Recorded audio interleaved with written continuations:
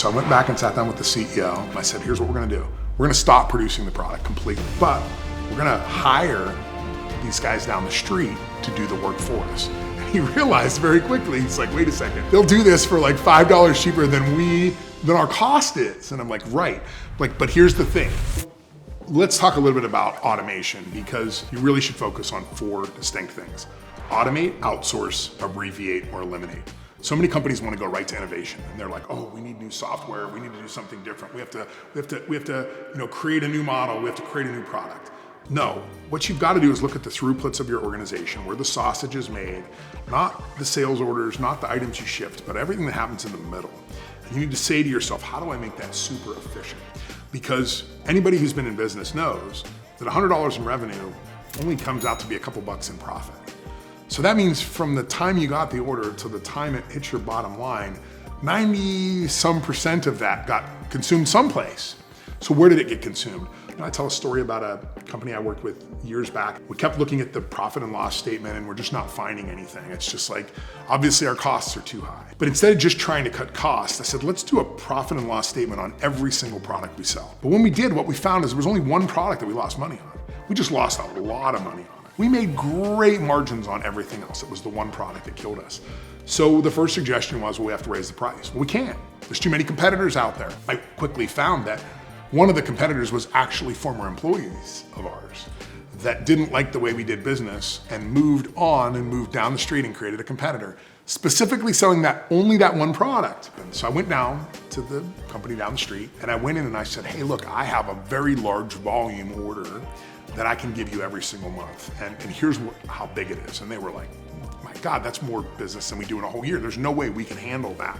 And I said, well, I've got the business and I'm willing to give it to you. What resources would you need to fulfill this order? And they said, oh, well, we would need at least 2 more machines. We would need more operators.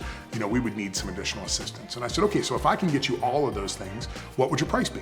They gave me a price that was way better than any price that we had been able to produce. So I went back and sat down with the CEO and I explained to him, I said, here's what we're gonna do. We're gonna stop producing the product completely. And he's freaking out. And I said, but we're gonna hire these guys down the street to do the work for us. And he realized very quickly, he's like, wait a second, they'll do this for like $5 cheaper than our cost is. And I'm like, right, but here's the thing. They're gonna need some things. They need to buy both of your machines. They need to take the employees that you have on those machines and relocate them and move them down to their place to do this. And it took a little bit of convincing, but eventually he came around and he was like, you know what? It's the best thing for the business. Let's outsource it down there. Now, the fascinating thing is that very, very quickly, because that relationship opened up, they had customers that did other things that we were really good at and made a lot of money on that they weren't helping them with. And they were able to do the reverse and actually say to their customers, we now offer all these things, send that business over to us. We could do it at a very good price. We package it up and shipped it on their behalf. You got to rethink this sometimes, right? And I bring this up because it is really about automate, outsource, abbreviate, eliminate. These are the things that AI does the best. So I think you're going to start to see this age of AI that's going to start to dawn inside of our organizations. And unfortunately, there's going to be companies that are going to resist it. And they're gonna find themselves in a really bad position very, very quickly. You gotta move with the times, and I think this is what AI is gonna do. It's gonna take human beings and it's gonna say, you're only so good, but when you couple them together with an AI tool, they can be 100 times more efficient. I'm fascinated by AI, and I'm talking about it a lot on my podcasts, and we're trying to integrate it a lot into our business. AI to me is just another tool in the shed. It might not be used in every single instance. It might be that we say, you know what, it's better off here doing it in an Excel spreadsheet. It's better off here just eliminating the process completely. But when you're thinking about AI, unfortunately, a lot of people are thinking about how to replace jobs or how AI is gonna affect their overall business. I'm not too concerned about that just yet. I want to find ways to integrate it into your business so that it becomes part of the dialogue on a daily basis, and so that you start to think about, hey, we're going to offer this new product. Okay, well, how do we use AI to help develop that product and manufacture that product and do all those kind of things, right? So we have to figure out how to integrate these types of tools into our organization. It's far better to have somebody else look at it from the outside that can get a perspective above you, that can look and see exactly what needs to be done. That's what we do a lot at the Process Fixer. That's the work that we're doing.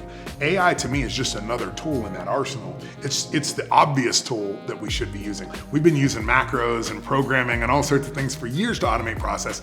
This just allows us to do it faster, more efficient, but it also gives us a set of eyes that communicates with us like an individual. And it's not just writing code. It's actually asking ChatGPT or an AI bot or whatever it is, hey, here's this complicated problem. Let me load in the financial statements for you. I'm thinking it's one of these two things. What do you think? And it returning back and saying, yeah, although both of those things are important, you missed what was going on over here. Here's what you need to focus your attention on.